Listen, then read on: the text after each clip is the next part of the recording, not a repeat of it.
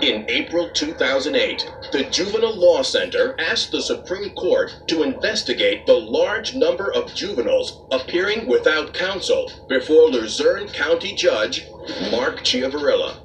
Chiavarella's incarceration rate for juveniles is more than double the state average. Outraged parents want to know why.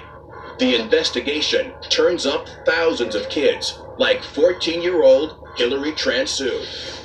One individual who created a fake MySpace account for the vice principal at her high school. It was clearly a joke, but as a result of that, she was sent to the juvenile detention center. Transu turns out to be one of the fortunate ones, only serving 3 months.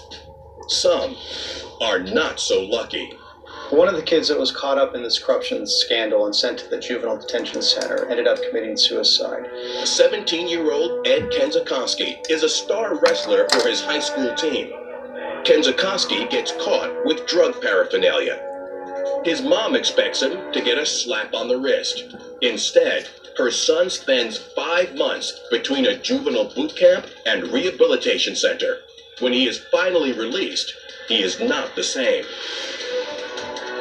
And his mother confronted Judge Chiavarella outside the court. My kid's not here. He's dead because of him. No, you know what he told everybody in court? They need to be held accountable for their actions. You need to be. Do you remember my son? An all-star wrestler? He's good. He's shot himself in the heart. You scumbag. You ruined my life. Finally, the federal investigation has what they need to go after the judges. In early 2009, Judge Chiavarella and Judge Conahan agreed to plead guilty to one count of honest services mail fraud in connection with their acceptance of bribes in doing their official duties. That plea is eventually not accepted by the judge. By August, Judge Chiavarella and Conahan are indicted by a federal grand jury. In September 2009, the judges were charged with 48 counts. These included racketeering, extortion, bribery, and honest services, in addition to money laundering and tax evasion, for failing to disclose their $1 million in bribes. Robert Miracle, the developer who doled out the cash, is sentenced to a year in prison, and attorney Robert Powell gets 18 months.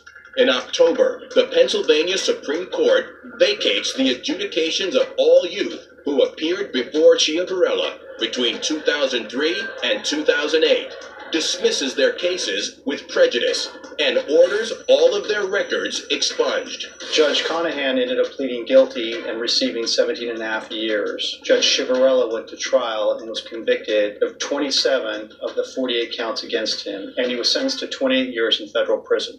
In the end, justice prevails, but not before thousands of kids are made to pay the price.